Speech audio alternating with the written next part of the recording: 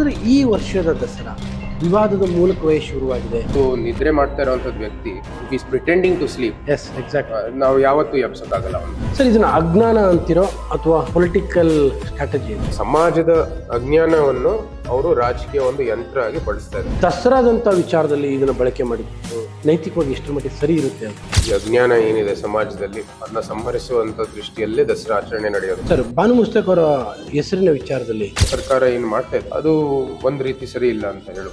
ಬಾನು ಮುಸ್ತಕ್ ಹೇಳಿರುವಂತ ವಿಚಾರ ಅದು ಬಿಜೆಪಿಯ ಸ್ಟ್ಯಾಂಡ್ ಅಲ್ಲ, ಓವರಾಲ್ ಕನ್ನಡಿಗರಿಗೆ ಅದು ಅರ್ಥ ಆಗಿರುವಂತದ್ದು. ದಸರಾ ವೇದಿಕೆಯಲ್ಲಿ ಯಾರದೇ ಭಾವನೆಗಳು ಧಕ್ಕೆ ಕೊಡದೇನೆ ನಾನು ಮುಂದುವರಿತೀನಿ ಅಂತ ಹೇಳಿದ್ರೆ ನಾವು ಎಲ್ಲರೂ ಸಂತೋಷದಿಂದ ಅವ್ರನ್ನ ಸ್ವಾಗತ ಮಾಡ್ತೀವಿ. ಚಾಮುಂಡಿ ಬೆಟ್ಟ ಹಿಂದೂಗಳದೇ ಅಲ್ಲ ಅನ್ನೋ ಮಾತುಗಳು ಬರೋ ಲೆವೆಲ್ಗೆ ಬಂದ್ಬಿಡ್ತು ಅನ್ನೋದಾದ್ರೆ ಕೋಣೆನ ನೀವು ಹಾರ್ನ್ಸ್ ಮೂಲಕ ಹಿಡಿಬೇಕು. ಕಾಂಗ್ರೆಸ್ ಬಾಲ ಹಿಡಿ. ಪಬ್ಲಿಕ್ ಡಿಜಿಟಲ್ಗೆ ಸ್ವಾಗತ. ನಾಡಹಬ್ಬ ದಸರಾದ ಹಿನ್ನೆಲೆಯಲ್ಲಿ ಇವತ್ತು ಮೈಸೂರಿನ ಸಂಸದರು ಜೊತೆಗೆ ಯದುವಂಶದ ಮಹಾರಾಜರು ಆಗಿರುವಂತಹ ಯದುವೀರ್ ಕೃಷ್ಣದತ್ತ ಚಾಮರಾಜ ಒಡೆಯರ್ ಜೊತೆಗೆ ಮಾತುಕತೆಯನ್ನ ನಡೆಸ್ತಾ ಇದ್ದೀನಿ. ಸರ್, ತಮಗೆ ಸ್ವಾಗತ. ನಮಸ್ಕಾರ ಸರ್. ಸಂಸದರಾಗಿ ಮಹಾರಾಜರಾಗಿ ಇದು 2ನೇ ವರ್ಷದ ದಸರಾ. ಈ ಸತಿ 2ನೇ ಮಗು ಕೂಡ ಇದೆ. ಹೇಗಿದೆ ಸಂಭ್ರಮ ಸರ್? ಅದೇನು ದಸರಾದಲ್ಲಿ ಏನು ವ್ಯತ್ಯಾಸ ಕಾಣೋದಿಲ್ಲ. ಅದು ಕಲ್ಲಿನಲ್ಲಿ ಕೆತ್ತಿರುವಂತದ್ದು ಒಂದು ಪದ್ಧತಿ. ಅದು ಪೂರ್ವಜರು ಮಾಡಿರೋ ಏನು ವಿಧಿವಿಧಾನಗಳಿದಾವೆ ಅದನ್ನೇ ಅನುಸರಿಸ್ಕೊಂಡು ಹೋಗ್ತೀವಿ. ವಿಶೇಷವಾಗಿ ಈ ದಸರಾದಲ್ಲಿ ಇದು 11 ದಿವಸ ಅಂತ ನಿಮ್ಮೆಲ್ಲರಿಗೂ ಗೊತ್ತಿದೆ ಆಗ್ಲೇ. ಆದರೆ ಅದು ತಿಥಿ ಪ್ರಕಾರ ಅದು ಆಗೋದು. ಐ ಥಿಂಕ್ ನವಮಿ ದಿವಸ 2 ದಿನ ಆಗಿದೆ ಈ ಸಲ. ಅದು ಅದಕ್ಕೂ ಪ್ರಕ್ರಿಯೆ ಇದೆ. ಅದು ಆ ಪ್ರಕ್ರಿಯೆ ಅಂತ ಆಗುತ್ತೆ. ಅಲ್ಲ, ಈ ಬಾರಿಯ ದರ್ಬಾರ್ ಸಂದರ್ಭದಲ್ಲಿ 2ನೇ ಮಗು ಕೂಡ ಇರುತ್ತೆ. ಹಾಗಾಗಿ ಅದೊಂಥರ ಸ್ಪೆಷಲ್ ಇಡೀ ಕುಟುಂಬಕ್ಕೆ. ಎಲ್ಲ ದಸರಾಗಳು ವಿಶೇಷ, ಆದ್ರೆ ಒಂದ್ ದಸರಾ ಬೇರೆ ದಸರಾಗಿಂತ ಇನ್ನೂ ವಿಶೇಷ ಅಂತ ಇಲ್ಲ. ಎಲ್ಲ ದಸರಾಗಳು ವಿಶೇಷನೇ. ನಮ್ಮ ಮುಂಬರುವ ಏನು ಪೀಳಿಗೆ ಇದೆ ಅವ್ರಿಗೆ ಮೊದಲನೇ ವರ್ಷದಿಂದಾನೇ ಎಲ್ಲ ನಾವು ಅಭ್ಯಾಸ ಮಾಡ್ಕೊಳ್ಳೋ ರೂಢಿ ಮಾಡ್ಕೊಳ್ಳೋದು ಒಳ್ಳೇದು. ಮತ್ತೆ ಅರಮನೆಯ ಸಾಂಸ್ಕೃತಿಕ ವಾತಾವರಣ ಅದರದ್ದು ಕೂಡ ಒಂದು ರೂಢಿ ಹಾಕೊಳ್ಳೋದು ಒಳ್ಳೇದು ಅಂತ ನಾವು ಭಾವಿಸ್ತೀವಿ. ಅಂದ್ರೆ ಯಾವತ್ತು ಕುಟುಂಬ ಸಹಿತ ಆಚರಣೆ ಮಾಡೋದೇ ಒಂದು ಸಂತೋಷ, ಒಂದು ಆನಂದ. ಸಹಜವಾಗಿ ಎಲ್ಲ ಮನೆಯಲ್ಲೂ ಕೂಡ ಕುಟುಂಬ ಸಹಿತನೇ ನಡೆಯುವಂಥದ್ದು ಆಚರಣೆ. ಅದೇ ರೀತಿ ನಮ್ಮ ಪ್ಯಾಲೇಸ್ ಅಲ್ಲೂ ಕೂಡ ಅದೇ ಒಂದು ವಾತಾವರಣ. ಬಟ್ ಈ 2 ದೊಡ್ಡ ಜವಾಬ್ದಾರಿಗಳು, ಒಂದು ಸಂಸದ ಸ್ಥಾನನೂ ದೊಡ್ಡ ಜವಾಬ್ದಾರಿ, ಯದುವಂಶದ ಮಹಾರಾಜನ ಸ್ಥಾನವೂ ಕೂಡ 2 ದೊಡ್ಡ ಜವಾಬ್ದಾರಿಗಳು ಅಟ್ ಎ ಟೈಮ್ ಯಾವ ತರ ನಿಭಾಯಿಸ್ತಾ ಇದ್ರಿ ಈಗ ದಸರಾದ? ಅದೇನು ಪ್ರತ್ಯೇಕ ಅರಮನೆ ಸಂಪ್ರದಾಯ ಇಲ್ಲ ನೋಡಿ. ನಿಮ್ ಮನೆಯಲ್ಲೂ ಕೂಡ ನಿಮ್ ಗಣೇಶ ಗೌರಿ ಗಣೇಶ ಹಬ್ಬ ಇದೆ, ದಸರಾ ಹಬ್ಬ ಇದೆ. ಇನ್ನೊಬ್ರು ಕ್ರಿಶ್ಚಿಯನ್ ಇದು ಕ್ರಿಸ್ಮಸ್ ಇರುತ್ತೆ, ಮುಸ್ಲಿಂ ಸಮುದಾಯದವ್ರು ಇರುತ್ತೆ. ಅದು ಮಾಡ್ಕೊಡ್ತಾರೆ. ನಮ್ಮ ವೃತ್ತಿ ಜೀವನನು ಕೂಡ ಅವರು ಮುಂದುವರಿತಾರೆ. ಸೊ ಅದೇ ರೀತಿ ನಾನು ಕೂಡ ಮಾಡ್ತಿರೋದು. ಏನ್ ದೊಡ್ಡ ಜವಾಬ್ದಾರಿ ಇದ್ರೂ ಸಹ ನಮ್ಗೇನದು ಏನ್ ದೊಡ್ಡ ಸವಾಲ್ ಅಂತ ಏನಿಲ್ಲ. ಮನೆಯ ಆಚರಣೆ, ಮನೆಯ ಪೂಜೆಗಳು, ಮನೆಯಲ್ಲಿ ನಡೀತಾ ಇರುವಂತದ್ದು ಆಚರಣೆ ಹೌದು ದೊಡ್ಡ ಮಟ್ಟದಲ್ಲಿ ನಡೆಯುತ್ತೆ. ಆದ್ರೆ ಅದಕ್ಕೆಲ್ಲನೂ ಕೂಡ ಇವತ್ತು ಅದು ಎಷ್ಟೋ ವರ್ಷದಿಂದ ಮಾಡ್ತಾ ಬಂದಿರೋದ್ರಿಂದ ಅದು ಅದರ ಪಾಡಿಗೆ ನಡೆಯುತ್ತೆ. ನಾನು ಕೂಡ ನಮ್ಮ ಸಂಸದರ ಕೆಲಸ ಮುಂದುವರಿತೀನಿ. ಸರ್, ಈಗ ಇದ್ರ ಆಚೆ ಮಾತಾಡೋದಾದ್ರೆ ಪ್ರತಿ ವರ್ಷನೂ ಕೂಡ ನವರಾತ್ರಿನ ಬಹಳ ಸಂಭ್ರಮದಿಂದ ನೋಡ್ತಾ ಇರ್ತೀವಿ ನಾವು. ಆದ್ರೆ ಈ ವರ್ಷದ ದಸರಾ ವಿವಾದದ ಮೂಲಕವೇ ಶುರುವಾಗಿದೆ. ಆ ವಿವಾದ ದೊಡ್ಡ ಮಟ್ಟದ ಹಂತದಲ್ಲೂ ಕೂಡ ಇದೆ. ಇದು ಒಂದು ರೀತಿಯಂತ ಬೇಸರದ ವಿಚಾರ. ಮೈಸೂರಿಗರಾಗಿ ಕಾಣ್ತಾ ಇಲ್ಲ ಅಥವಾ ಯದುವಂಶದ ಮಹಾರಾಜರಾಗಿ ಕಾಣ್ತಾ ಇಲ್ಲ. ದಸರಾ ಉದ್ದೇಶನೇ ಕೂಡ ಈ ಎಲ್ಲ ಏನು ಅಪಪ್ರಚಾರ ನಡೀತಾ ಇರ್ಬೋದು, ಈ ಅಜ್ಞಾನ ಏನಿದೆ ಸಮಾಜದಲ್ಲಿ ಅದನ್ನ ಸಂಹರಿಸುವಂತ ದೃಷ್ಟಿಯಲ್ಲೇ ದಸರಾ ಆಚರಣೆ ನಡೆಯೋದು. ಬರೀ ದುಷ್ಟ ಪ್ರಭಾವಗಳಲ್ಲ, ಬರೀ ದುಷ್ಟ ಶಕ್ತಿಗಳಲ್ಲ, ಇದೆಲ್ಲಾನು ಕೂಡ ನಾವು ಸಂಹರಿಸಬೇಕು. ನಮ್ಮಲ್ಲಿ ಇರುವಂತದ್ದು ಏನು ಅನುಮಾನಗಳು ಇರ್ಬೋದು, ನಮ್ಮಲ್ಲಿ ಇರುವಂತದ್ದು ಏನು ಅಜ್ಞಾನ ಇದೆ ಅದು ಸಂಹರಿಸುವುದು ಅತ್ಯಂತ ಒಂದು ಮಹತ್ವದಂತ ಒಂದು ಪಾತ್ರ ಇದ್ರಲ್ಲಿ. ಈ ಒಂದು ಏನು ಸಾಂಕೇತಿಕವಾಗಿ ನಾವೇನು ದೇವಿ ಮಹಿತ್ಮೆಯಲ್ಲಿ ನಾವು ಏನು ನೋಡ್ತೀವಿ, ಅಥವಾ ಸಮುದ್ರ ಮಂಥನ ಇರ್ಬೋದು, ಇಂದ್ರ ವೃತ್ತಾಸುರವನ್ನು ಮೇಲೆ ವಿಜೇತರಾಗಿರುವಂತದ್ದು ಏನು ಒಂದು ಕಥೆ ಇದೆ, ಅದೆಲ್ಲಾನು ಕೂಡ ಇದೇ ಉದ್ದೇಶದಿಂದ ನೋಡ್ತಾ ಇರೋದು. ಇನ್ನು ಸಮಾಜದಲ್ಲಿ ಒಂದು ರೀತಿಯ ಅಜ್ಞಾನ ಇದೆ. ಯಾಕಂದ್ರೆ ಇದು ದಸರಾ ಸಾಮಾನ್ಯವಾಗಿ ಶಾಂತಿಯುತ ರೀತಿಯಲ್ಲಿ ನಡ್ಕೊಂಡು ಬಂದಿದೆ. ಇಲ್ಲ ವಿವಾದಕ್ಕೆ ಯಾವತ್ತೂ ಸಹ ಅದು ವಿವಾದದ ಒಂದು ಹಿನ್ನೆಲೆಯಲ್ಲಿ ಅದು ಯಾವತ್ತೂ ಶುರು ಆಗಿಲ್ಲ. ಸೊ ಇದು ಒಳ್ಳೇದಾಗಿರೋದು. ಯಾಕಂದ್ರೆ ಇವತ್ತು ಜನರಲ್ಲಿ ಒಂದು ಅರಿವು ಬಂದಿದೆ. ದಸರಾ ಹಿನ್ನೆಲೆ ಇರ್ಬೋದು, ಇದರ ಇತಿಹಾಸ ಇರ್ಬೋದು, ಸಾಂಕೇತಿಕವಾಗಿ ಯಾಕೆ ಮಾಡ್ತೀವಿ ಆಚರಣೆ, ಜೊತೆಗೆ ಇದೇನು ಉದ್ದೇಶ, ಮತ್ತೆ ಮೈಸೂರು ನಗರದ ಇತಿಹಾಸ ಈಗ ಜನರ ಸಾಮಾನ್ಯರಲ್ಲಿ ಒಂದು ಅರಿವು ಆಗಿದೆ. ಸೊ ಇವ್ರಿಗೆ ನಿಜಕ್ಕೂ ನಾವು ಅಭಿನಂದನೆಗಳು ಹೇಳ್ಬೇಕು. ಯಾಕಂದ್ರೆ ಜನಸಾಮಾನ್ಯರಲ್ಲಿ ಇವತ್ತು ಒಂದು ಅರಿವು ಬಂದಿದೆ ದಸರಾ ಬಗ್ಗೆ. ಸರ್, ಇದನ್ನ ಅಜ್ಞಾನ ಅಂತಿರೋ ಅಥವಾ ಪೊಲಿಟಿಕಲ್ ಸ್ಟ್ರಾಟಜಿ ಅಂತೀರಿ? ಸಹಜವಾಗಿ ಅದಿದ್ದೇ ಇರುತ್ತೆ. ಇದು ರಾಜಕೀಯ ಕ್ಷೇತ್ರದಲ್ಲಿ ರಾಜಕೀಯ ತಂತ್ರಗಾರಿಕೆ ಇದ್ದೇ ಇರುತ್ತೆ. ಅದು ಇದೆ, ಇದು ಇದೆ, ಎರಡೂ ಇಲ್ಲ ಅಂತ. ಸಮಾಜದ ಅಜ್ಞಾನವನ್ನು ಅವರು ರಾಜಕೀಯ ಒಂದು ಯಂತ್ರ ಆಗಿ ಬಳಸ್ತಾ ಇದ್ದಾರೆ. ಬಟ್ ದಸರಾದಂತ ವಿಚಾರದಲ್ಲಿ ಇದನ್ನ ಬಳಕೆ ಮಾಡಿದ್ದು ನೈತಿಕವಾಗಿ ಎಷ್ಟರ ಮಟ್ಟಿಗೆ ಸರಿ ಇರುತ್ತೆ ಅವರಿಗೆ? ಸರಿನೋ ಇಲ್ಲವೋ ಅಂತ ಇದು ರಾಜಕೀಯ ಕ್ಷೇತ್ರದಲ್ಲಿ ಅದೇನು ಇಲ್ಲ. ನೀವು ರಾಜಕೀಯ ಕ್ಷೇತ್ರದಲ್ಲಿ ಅಧಿಕಾರ ಬರೋದು ಅಷ್ಟೇ ಗುರಿ. ಸೊ ನಾನು ಇವತ್ತು ರಾಜಕಾರಣಿ ಆಗಿ ನೀನು ಸರಿ, ನಾನ್ ಮಾಡ್ತಾ ಇರೋದು ಸರಿ, ನೀನ್ ಸರಿ ಇಲ್ಲ ಅಂತ ಹೇಳೋದ್ರಲ್ಲಿ ಏನು ಅರ್ಥ ಇಲ್ಲ. ನೋಡಿ, ಮಾಡೋದ್ ಮಾಡ್ಲಿ. ನಾವು ಯಾರು ಒಳ್ಳೆಯ ಒಂದು ಸಮಾಜ ಸೃಷ್ಟಿ ಮಾಡೋ ದೃಷ್ಟಿಯಲ್ಲಿ ಕೆಲಸ ಮಾಡ್ತಾ ಇದೀವಿ. ನಾವ್ ಯಾರು ಈ ಒಂದು ಒಳ್ಳೆಯ ಒಂದು ಮೈಸೂರು, ಕೊಡಗು, ಕರ್ನಾಟಕ, ಭಾರತವನ್ನು ಅಭಿವೃದ್ಧಿ ಮಾಡೋದಕ್ಕೆ ಮುಂದುವರಿತಾ ಇದೀವಿ. ನಾವು ಅದಕ್ಕೆ ಪ್ರತಿಕ್ರಿಯೆ ಕೊಡ್ತೀವಿ. ಆ ಅಜ್ಞಾನವನ್ನು ಸಂಹರಿಸೋ ದೃಷ್ಟಿಯಲ್ಲಿ ಏನೇನ್ ಕ್ರಮಗಳು ತಗೋಬೇಕು ಅಥವಾ ನಮ್ ಕಡೆಯಿಂದ ಏನೇನ್ ಮಾಹಿತಿಯನ್ನು ಸಮಾಜಕ್ಕೆ ಕೊಡ್ಬೇಕಾಗಿದೆ ಆ ಕೆಲಸವನ್ನು ಮಾಡ್ತೀವಿ. ಜನಸಾಮಾನ್ಯರು ಗಮನಿಸ್ತಾರೆ. ಜನಸಾಮಾನ್ಯರು ಗಮನಿಸಿ ನಮಗೆ ಅವರು ಪ್ರೇರಣೆ ಕೊಡ್ತಾರೆ ಅಥವಾ ಅವರು ಬೆಂಬಲವನ್ನು ಕೊಡ್ತಾರೆ. ಇದು ಆ ಒಂದು ಜನಸಾಮಾನ್ಯರ ಒಂದು ಏನು ಅಖಾಡ ಇದೆ, ಅದರಲ್ಲಿ ತೀರ್ಮಾನ ಆಗುವಂತದ್ದು, ಅದರಲ್ಲಿ ಫಲಿತಾಂಶ ಬರೋದು. ಸರ್, ಬಾನು ಮುಸ್ತಕ್ ಅವರ ಹೆಸರಿನ ವಿಚಾರದಲ್ಲಿ ಸರ್ಕಾರ ಹಠಕ್ಕೆ ಬಿತ್ತು ಅಂತ ಅನಿಸ್ತಾ ಇಲ್ಲ? ಸರ್ಕಾರ ಯಾವ ಉದ್ದೇಶದಿಂದ ಯಾವ ಒಂದು ನಿರ್ಣಯಕ್ಕೆ ಬರ್ತಾರೋ ನೀವು ಅವ್ರನ್ನೇ ಪ್ರಶ್ನೆ ಮಾಡಬೇಕು. ಈ ನಾವು ಅದರ ಏನಕ್ಕೆ ನಾವು ವಿರೋಧ ಮಾಡಿದೀವಿ ಅಂತಾನು ಕೂಡ ನಾವು ವ್ಯಕ್ತ ಮಾಡಿದ್ವಿ. ನಂತರ ನಾವು ನಮ್ಮ ನಿಲುವನ್ನು ಬಹಳ ಸ್ಪಷ್ಟವಾಗಿ ಹೇಳಿದೀವಿ. ದಸರಾ ವೇದಿಕೆಯಲ್ಲಿ ಅವ್ರು ಏನ್ ಮಾಡ್ತಾರೆ ಅಂತ ನೋಡೋಣ. ಸರ್, ಏನ್ ಗೊತ್ತಾ, ಕನ್ನಡಾಂಬೆಯ ವಿಚಾರದಲ್ಲಿ ಬಾನು ಮುಸ್ತಕ್ ಹೇಳಿರುವಂತ ವಿಚಾರ ಅದು ಬಿಜೆಪಿಯ ಸ್ಟ್ಯಾಂಡ್ಗಲ್ಲ, ಓವರಾಲ್ ಕನ್ನಡಿಗರಿಗೆ ಅದು ಅರ್ಥ ಆಗಿರುವಂತದ್ದು. Not for BJP, not for political ಆಚೆಗಿನ ಭಾವನೆ, ಅದು ಕನ್ನಡಿಗರ ಭಾವನೆ. ಇಂಥ ಸಂದರ್ಭದಲ್ಲಿ ಸರ್ಕಾರ ಒಂದು ಮಾತುಕತೆ ಮೂಲಕವಾಗೋ ಅಥವಾ ಅವರನ್ನ ಒಂದು ಹೇಳಿಕೆಯಿಂದ ವಾಪಸ್ ಬರುವಂತ ಪ್ರಯತ್ನ ಮಾಡಬಹುದಿತ್ತಲ್ವಾ ಅಂತ? ಮಾಡಬಹುದಿತ್ತು, ಆದ್ರೆ ನಾನು ಅದ್ರ ಬಗ್ಗೆ ತೀರ್ಮಾನ ಮಾಡುವಂತ ಪದವಿಯಲ್ಲಿ ನಾನಿಲ್ಲ. ನಾನು ಅದಕ್ಕೆ ಕೇಳ್ತಾ ಇರೋದು, ಈ ವಿಚಾರ ಅಟಕ್ ಬಿದ್ಬಿಡ್ತು ಅಂತ ಅನ್ನಿಸ್ತಾ ಇಲ್ವಾ ಅಂತ ಸರ್ಕಾರ? ಈ ಸರ್ಕಾರ ಒಂದ್ ರೀತಿ ಯಾವುದೇ ಒಂದು ಸಲಹೆ ಬಂದ್ರು ಸಹ ಜನರ ಒಂದು ಭಾವನೆ, ಸಮಸ್ತ ಜನರ ಒಂದು ಭಾವನೆ ಒಂದ್ ಕಡೆ ಇದ್ರು ಸಹ ಅದಕ್ಕೆ ಅವರು ಯಾವುದೇ ರೀತಿ ಸ್ಪಂದಿಸುವುದಿಲ್ಲ. ಜನಸಾಮಾನ್ಯರು ಎಲ್ಲ ನೋಡ್ತಾ ಇದ್ದಾರೆ. ಮತ್ತೆ ಇವರು ಏನು ಪ್ರಜಾಪ್ರಭುತ್ವದಲ್ಲಿ ಬಹುತೇಕ ಜನರ ಒಂದು ಅಭಿಪ್ರಾಯ ಬಗ್ಗೆ ನೀವು ಯಾವತ್ತೂ ಸಹ ಒಂದು ಕಾಳಜಿ ಕೊಡ್ಲೇಬೇಕು. ಸೊ ಇದು ನಾನು ಸರ್ಕಾರ ಏನ್ ಮಾಡ್ತಾ ಇದೆ ಅದು ಒಂದ್ ರೀತಿ ಸರಿ ಇಲ್ಲ ಅಂತ ಹೇಳ್ಬೋದು.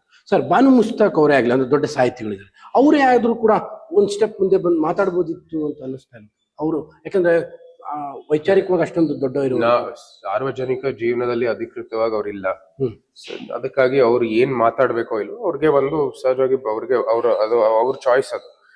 ಆದ್ರೆ ದಸರಾ ವೇದಿಕೆಯಲ್ಲಿ ಕರೆದ ಸಮಯದಲ್ಲಿ ಅವ್ರು ಸ್ಪಷ್ಟೀಕರಣ ಕೊಡ್ಬೇಕಾಗಿತ್ತು. ಇಲ್ಲ, ನಾನು 2023 ಮಾಡಿದ ತಪ್ಪು, ನಾನು ಪುನಃ ಮಾಡೋದಿಲ್ಲ, ಜನರ ಭಾವನೆಗೆ ಧಕ್ಕೆ ಕೊಡದೇನೆ ನಾನು ಮುಂದುವರಿತೀನಿ, ದಸರಾ ವೇದಿಕೆಯಲ್ಲಿ ಯಾರದೇ ಭಾವನೆಗೆ ಧಕ್ಕೆ ಕೊಡದೇನೆ ನಾನು ಮುಂದುವರಿತೀನಿ ಅಂತ ಹೇಳಿದ್ರೆ ನಾವು ಎಲ್ಲರೂ ಸಂತೋಷದಿಂದ ಅವ್ರನ್ನ ಸ್ವಾಗತ ಮಾಡ್ತಾ ಇದ್ವಿ. ಮಿಸ್ಟೇಕ್ ಅಂತ ಆಗ್ತಾ ಇರುವಂತದ್ದು ಅಲ್ಲೇ ಅಲ್ವಾ? ಅಕಸ್ಮಾತ್ ಇಷ್ಟೊತ್ತಿಗೆ ಮಾಡ್ಬಿಟ್ಟಿದ್ರೆ ಇಷ್ಟೊತ್ತಿಗೆ ವಿವಾದನೆ ಇರ್ತಾ ಇರ್ಲಿಲ್ಲ, ಅಥವಾ ಎಲ್ಲರೂ ಕೂಡ ಸಹಜವೇ? ಯಾಕಂದ್ರೆ ಮುಸ್ಲಿಮರು ಅನ್ನುವಂತ ಕಾರಣಕ್ಕೋಸ್ಕರವಾಗಿ ಏನು ಅವ್ರನ್ನ ವಿರೋಧವನ್ನ ಯಾರು ಕೂಡ ಮಾಡ್ತಾ ಇಲ್ಲ. ಯಾರೇ ಇರಲಿ ಅವ್ರ ವಿರೋಧವನ್ನು ವ್ಯಕ್ತಪಡಿಸಿರೋದು ಬರೀ 2023 ಘಟನೆ ಒಂದು. ಬಾಕಿ ಏನು ಅವ್ರ ಮುಸ್ಲಿಮು, ಅವ್ರ ಇದು ಅವ್ರ ಅದು ಅಂತ ಯಾರಿಗೇನು ಏನು ಭಿನ್ನಾಭಿಪ್ರಾಯ ಇಲ್ಲ. ಇದು ಬರೀ ನಿರ್ದಿಷ್ಟವಾಗಿ ಇದೇ ವಿಚಾರದಲ್ಲಿ 2023 ವೇದಿಕೆಯಲ್ಲಿ ನಡೆದಿರುವಂತದ್ದು ಅವರ ಹೇಳಿಕೆಗಳು ಆ ವೇದಿಕೆಯಲ್ಲಿ. ಸರ್, ಆ ವಿಚಾರಕ್ಕೆ ಧ್ವನಿ ಎತ್ತಿದಂಗೆ ಅದನ್ನ ಮುಸ್ಲಿಂ ವರ್ಸಸ್ ಹಿಂದೂ ಅಂತ ಅದಕ್ಕೊಂದು ಮುಖವಾಡ ತೋರ್ಸಕ್ ಪ್ರಯತ್ನ ಪಟ್ಟು ಆ ಮೂಲಕವಾಗಿ ಇಡೀ ದಸರಾಗೆ, ಎಸ್ಪೆಷಲಿ ಮೈಸೂರಿನ ಸೆಕ್ಯುಲರ್ ಮೈಂಡ್ ಸೆಟ್ಗೆ, ಅಂದ್ರೆ ಜಾತ್ಯತೀತ ಮೈಂಡ್ ಸೆಟ್ಗೆ ಒಂದು ಕಪ್ಪು ಚುಕ್ಕೆ ಏರಿಸುವಂತ ಕೆಲಸ ಆಯ್ತು ಅಂತ ಅನಿಸ್ತಾರೆ. ಯಾಕಂದ್ರೆ ನೀವು ಎತ್ತಿದ್ದ ವಾಯ್ಸೇ ಬೇರೆ. ಮೈಸೂರು ಜಾತ್ಯತೀತ ಅಥವಾ ಭಾರತ ಜಾತ್ಯತೀತ, ನಾವು ಸ್ವಾಭಾವಿಕವಾಗಿ ಜಾತ್ಯತೀತ ಇರುವಂತದ್ದು ಸಮಾಜ. ಅಥವಾ ನೀವು ಯಾವ ದೃಷ್ಟಿಕೋನದಿಂದ ಜಾತ್ಯತೀತ ಅಂತ ಹೇಳ್ತಾ ಇದೀನಿ ಅಂದ್ರೆ ಅದು ನಿಜಕ್ಕೂ ಬಹುತ್ವದ ಭಾವನೆ ಇರುವಂತದ್ದು ಭಾರತ.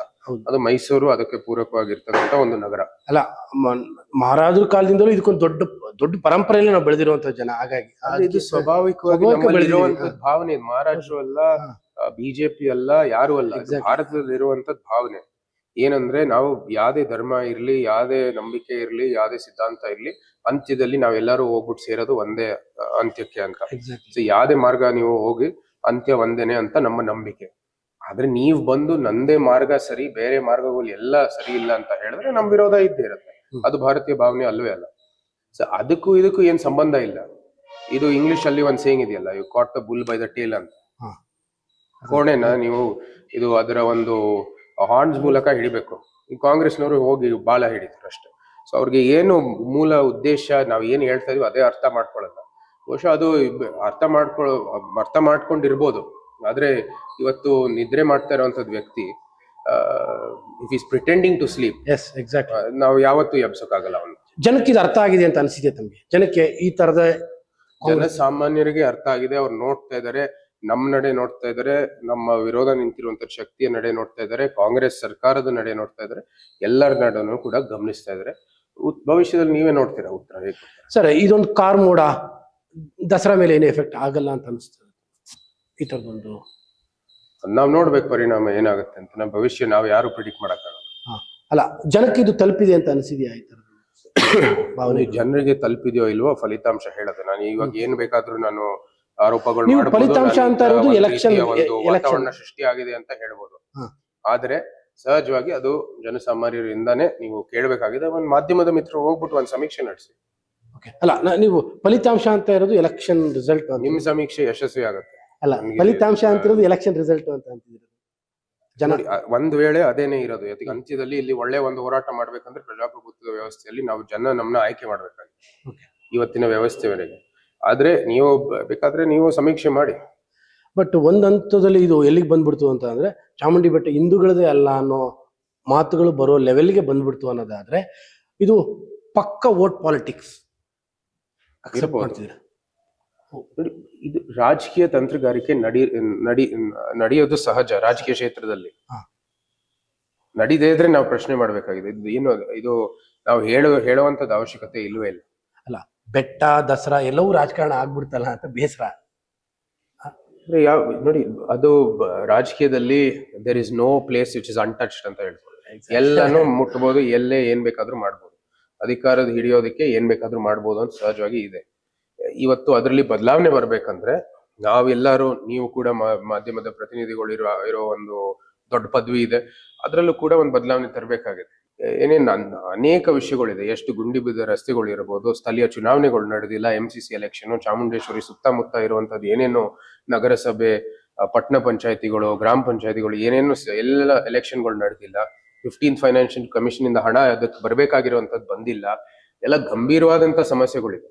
ಆದ್ರೆ ಇವತ್ತು ಸರ್ಕಾರ ಇರೋರು ಉದ್ದೇಶಪೂರ್ವಕವಾಗಿ ಟಿಪ್ಪು, ಚಾಮುಂಡಿ ಬೆಟ್ಟ, ಧರ್ಮ, ಕಲ್ಲು ತೋರಾಟ, KRS ಎಲ್ಲ ತಂದು ಮುಂದೆ ಇಡ್ತಾರೆ. ನಾವೆಲ್ಲರೂ ಅದಕ್ಕೆ ಬಲಿ ಆಗ್ತಾ ಇದೀವಿ, ನೀವು ಕೂಡ ನಾವು ಕೂಡ. ಅಲ್ಲಿಗೆ ಇದು ಪ್ಲಾನ್ಡ್ ಅಂತಿದ್ರೆ ಈ KRS, ಚಾಮುಂಡಿ ಬೆಟ್ಟ ಈ ತರದೆಲ್ಲ ಮಾತಾಡ್ತಿರೋದು ಸರ್ಕಾರದ ಮುಚ್ಕೊಳ್ಳೋದು ಎಷ್ಟೋ ತಿಂಗಳಿಂದ ಸ್ಪಷ್ಟವಾದಂತ ಆರೋಪ. ಅಂದ್ರೆ ಇದು ಉದ್ದೇಶಪೂರ್ವಕ, ಇದು ಗೇಮಿಂಗ್. ಡ್ರಗ್ಸ್ ಘಟಕ ಇದು ಪತ್ತೆ ಆಗಿದ್ದ ಸಂದರ್ಭದಲ್ಲಿ ಅದೇ ಸಮಯದಲ್ಲಿ ಟಿಪ್ಪು ಬಂದು. ಹೌದು. ಅದುವರೆಗೂ ಏನ್ ಟಿಪ್ಪು ಬಗ್ಗೆ ಚರ್ಚೆ ಆಗಿದೆ. ಅಂಡ್ ಆ ವೇದಿಕೆಯಲ್ಲಿ ಟಿಪ್ಪು ಹೇಳುವಂತದ್ದು ಅವಶ್ಯಕತೆ ಇರ್ಲೇ ಇಲ್ಲ. ಅದು ಏನು ಅದಕ್ಕೂ KRS ಗೂ ಏನ್ ಸಂಬಂಧನೇ ಇಲ್ಲ ಆ ವೇದಿಕೆ. ಅಂದ್ರೆ ಉದ್ದೇಶಪೂರ್ವಕವಾಗಿ ಇದೆಲ್ಲ ಆಗ್ತಾ ಇರೋದು, ನಾವು ಅದಕ್ಕೆ ಬಲಿ ಆಗ್ತಾ ಇದೀವಿ ಅಷ್ಟೇ. ಸರ್, ಓವರ್ ಆಲ್ ಈಗ ಜನಕ್ಕೆ ಇದೆಲ್ಲ ಬಿಟ್ಬಿಡಿ, ವಿವಾದಗಳ ನಂತರದಲ್ಲಿ ವೆಲ್ಕಮ್ ಮಾಡಿ ಜನಗಳು ದಸರಾಗೆ. ಇಲ್ಲ, ದಸರಾ ನೋಡಿ, ಅದು ರಾಜಕೀಯ ಮೀರ್ಸಿರುವಂತದ್ದು ಒಂದು ಆಚರಣೆ. ನಾವ್ ಯಾವತ್ತೂ ಸಹ ಅದು ರಾಜಕೀಯವಾಗಿ ಬಳಸೋದಿಲ್ಲ. ಆದ್ರೂ ಸಹ ನೀವು ಏನು ಇದು ಒಂದು ಯಂತ್ರ ಆಗಿ ಬಳಸುವಂತದ್ದು ಅಥವಾ ದಸರಾ ವಾತಾವರಣ, ಒಳ್ಳೆ ಭಾವನೆಗಳು ನೀವನ್ನ ದುರ್ಬಳಕೆ ಮಾಡಿದ್ರೆ ನಮ್ ವಿರೋಧ ಇದ್ದೇ ಇರುತ್ತೆ. ರಾಜಕೀಯವಾಗಿ ನಾವು ಎತ್ತೀವಿ. ಆದ್ರೆ ನಮ್ಮ ದೃಷ್ಟಿಕೋನವು ಕೂಡ ದಸರಾ ಸಮಯದಲ್ಲಿ ಹೆಚ್ಚು ನಮ್ಮ ಆದ್ಯತೆ, ಹೆಚ್ಚು ನಮ್ಮ ಗಮನ ಎಲ್ಲ ನಮ್ಮ ಆಧ್ಯಾತ್ಮಿಕ ಒಂದು ಕಡೆ ಇರಬೇಕು. ಆಧ್ಯಾತ್ಮಿಕ ಚಿಂತನೆ ಅಲ್ಲಿ ಇರಬೇಕು. ನವರಾತ್ರಿ ಆಚರಣೆ, ತಾಯಿ ಚಾಮುಂಡೇಶ್ವರಿ, ಇಡೀ ಒಂದು ಭಾರತೀಯ ಪಾರಂಪರೆ ಗೌರವಿಸುವಂತದ್ದು ಒಂದು ಸಂದರ್ಭ. ಅದಕ್ಕಾಗಿ ಯಾವತ್ತೂ ಸಹ ನಮ್ಮ ಸ್ವಾಗತ ಇದೆ. ಇದು ಅಧಿಕಾರ ಪಕ್ಷ ಇರ್ಬೋದು, ಆದ್ರೆ ದಸರಾ ಸಂದರ್ಭದಲ್ಲಿ ನಾವು ಎಲ್ಲರೂ ಜೊತೆಗೆ ಇರುವಂತದ್ದು ಒಂದು ಪದ್ಧತಿ. ಸೊ ಆ ನಿಟ್ಟಿನಲ್ಲಿ ಯಾವತ್ತೂ ಸಹ ನಮ್ಮ ವಿರೋಧ ಇಲ್ಲ. ಆದ್ರೆ ಕೆಲವು ನಿಲುವುಗಳು, ಕೆಲವು ಸಂಗತಿಗಳು ಅಥವಾ ಕೆಲವು ಬೆಳವಣಿಗೆಗಳು ಇವತ್ತು ನಿಜಕ್ಕೂ ನಮ್ಮೆಲ್ಲರಿಗೂ ಒಂದ್ ರೀತಿ ಶಾಂತಿಯುತ ವಾತಾವರಣ, ದಸರಾ ಪ್ರಾರಂಭ ಆಗ್ಬೇಕಾಗಿದೆ, ಅದು ಆಗಿಲ್ಲ. ಸೊ ಅದಕ್ಕಾಗಿ ಸಹಜವಾಗಿ ನಾವು ಕೂಡ ರಾಜಕೀಯವಾಗಿ ಅಥವಾ ನಮ್ಮ ವಿರೋಧ, ಧರ್ಮದ ರಕ್ಷಣೆಯ ದೃಷ್ಟಿಯಲ್ಲಿ ನಮ್ಮ ವಿರೋಧ ವ್ಯಕ್ತಪಡಿಸಲೇಬೇಕಾಗುತ್ತೆ. ಕೊನೆಯದಾಗಿ ತಾವಂತೂ ಕಂಕಣ ಕಟ್ಕೊಂಡಿರ್ತೀವಿ, ಹೊರಗಡೆ ಬರೋದಿಲ್ಲ. ಬಿಜೆಪಿ ಅವರು ಆಕ್ಟಿವ್ ಪಾರ್ಟಿಸಿಪೇಟ್ ಮಾಡ್ತಾರೆ ಇಡೀ ದಸರಾ.